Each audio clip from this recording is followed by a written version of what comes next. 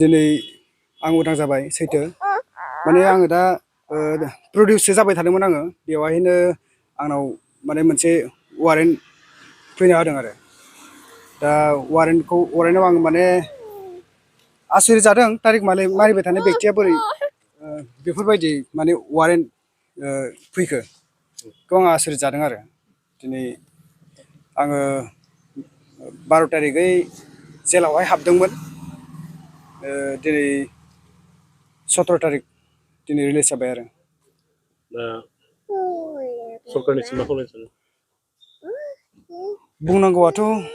दङ गोबां दिनै मोनसे एकर्डनि उनावबो जिहेथु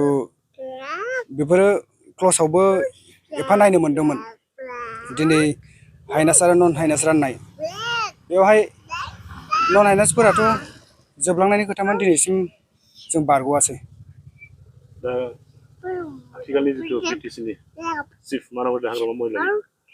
दा सरकार सालायगासिनो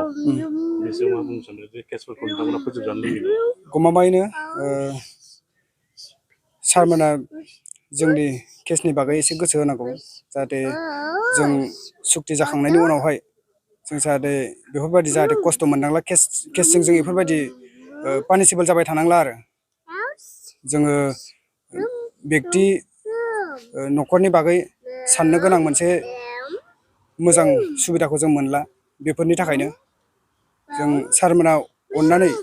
जोंनि केसनि बागै एसे नायसङोबा जों जोबोद गोजोननाय मोनगोन बेखौनो खावलायबाय दासानबेसे जेलाव दं आं 12 तारिखनिफ्राय दिनैसिम सानबा जाबाय थांनाय 5 बोसोराव जितु प्रनब बरुवा बिटिसिनि चिफ जादोंमोन सुक्ति जाखांनायनि उनावहाय नोंथांमोननि केसखौ फोजोबनानै होनो नागिरदोंमोन दा बिनि सायाव माबायदि दा बाथ्राखौथ' गोबां बुंबाय थायो दिनै जोंनि केसखौथ' जोङो गोबां बार हरदोंमोन जोंनि केसखौ सिफायना होनांसिगौ होननानै नाथाय जोङो खनसेबो मोनसेबो पजिटिभ रेसपन्सखौ जों मोनासै आरो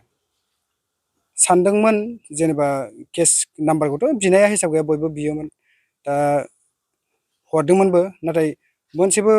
माने पजिटिभलि जों आग बारायनायखौ जों मोनाखै आरो दा नोंथां बायदिनो गोबां दंबावो औ दङ माने सोरबाया दा तारिख फैबाय थानाय दङ गेजेर ससेयाव बिखेक जोंनियाथ' ओरैबायदि परिबेस दंमोन जे जोङो माने तारिख मारिनो हानाय परिबेसानो जोंना गैखायामोन जोंनि सिटुवेसना थिनामोन बेवहाय तारिख मारिफैनो हानाय दा जोङो बेफोरबायदि समनिफ्राय तारिख मारिया जोंनि गोरोन्थि थिगानो दं जिखुनु